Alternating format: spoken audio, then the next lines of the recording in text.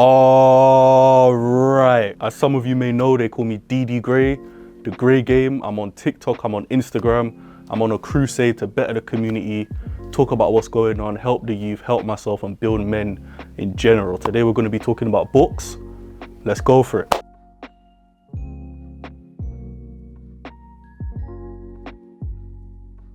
Since primary school, I've been a bit of a bookworm. I'm an only child, for those of you that don't know. So when I was at home, I didn't really have much to do. I would go into the attic and take like my mom's books and stuff and start reading. So reading has also been like a pastime for me, as well as a gateway into an imaginary world where I could entertain myself. So today, the books that I've brought are Pimp by Iceberg Slim. We've got Mastery by Robert Greene.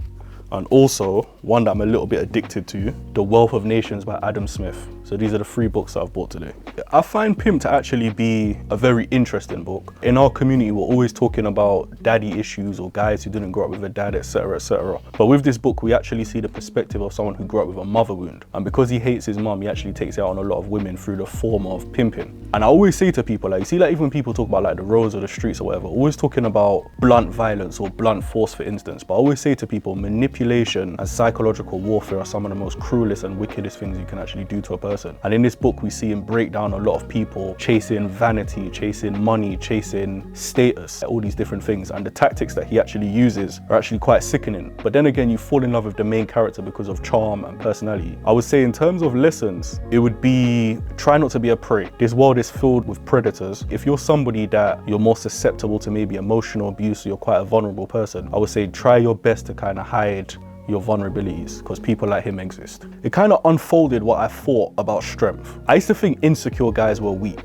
but they're not weak because they actually damage people. And where I would say this book actually challenged my thought process is because I would say before I read it, I had a little bit of a caveman thought process in the terms of blunt force, like I mentioned before. But then seeing like the manipulation, the way this guy actually deals with people, and the way he justifies it actually challenged my thought process in that sense. This book, yeah, special. What mastery means to me is mastery of self. I find in life a lot of the time we search for things to complete us outside of ourselves, and then we forget about our interior. With mastery, what he actually teaches you is the fundamentals. And inside this book, he has a very good chapter where he says, return to your origins. That meant a lot to me because as we become adults, we forget about the things that excited us or made us who we are as children. And you might not realize it, but when you carry on having a childlike imagination, it will help in business and other areas of your life. So I would say with this book, it teaches you mastery of self, but it also teaches you craftsmanship. He gives an example in this book about Wolfgang Mozart, who is a classical musician.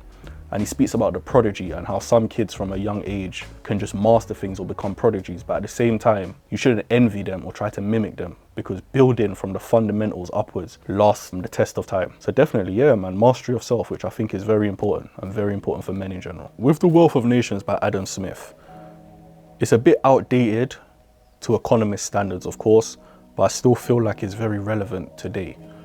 He makes a point where he says the division of labor, and I link this back to the community as well. As I've gotten older, I've started to be less selfish, care about the community, and want to see everybody grow and everybody want to elevate, so to speak. And in this book, he mentions something called division of labor.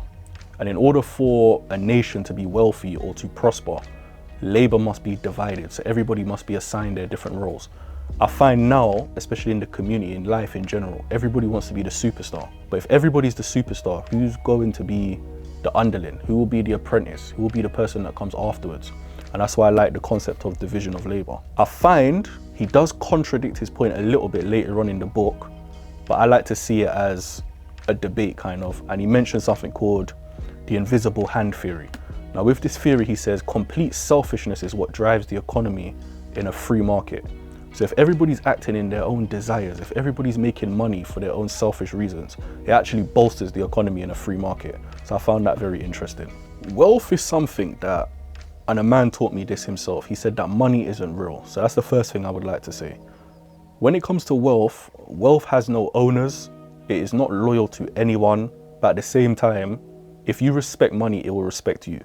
And I find as well, a lot of people don't actually respect money, and then they complain and they cry when things go wrong for them.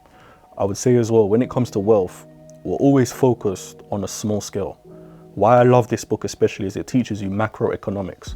and you get to see how wealth is kind of built or moved around on a grand scale. And when you understand wealth from that standpoint, you can actually understand how it can benefit you or wider society. So I'll say it's just a lesson in money, really. The reason the Mandem should read these books is it's about development. As living organisms, we're always evolving, we're always growing. People think that we have a prime. And unfortunately, I believe that to be a very loser mentality. You don't have a prime, you're always growing, you keep going. The only time you stop is when your eyes close. And I find these books are the best way to achieve that level of growth, to unlock that part of yourself that wants to build and wants to keep going forward. And that's why the Mandem should read these books. So you can find me on all social media platforms. You can find me on TikTok, greygame_. You can find me on Instagram, ddgray_. Another Instagram account, greygame_. You can find me on Twitter, ddgray10, Snapchat, ddgray10. And yeah, YouTube, The Grey Game. So that's my YouTube channel. Look forward to my podcast. I speak on many different things. And yeah, man. So thank you so much for watching What's the Mandem Reading. I think it's an amazing concept and I think you guys are gonna love it.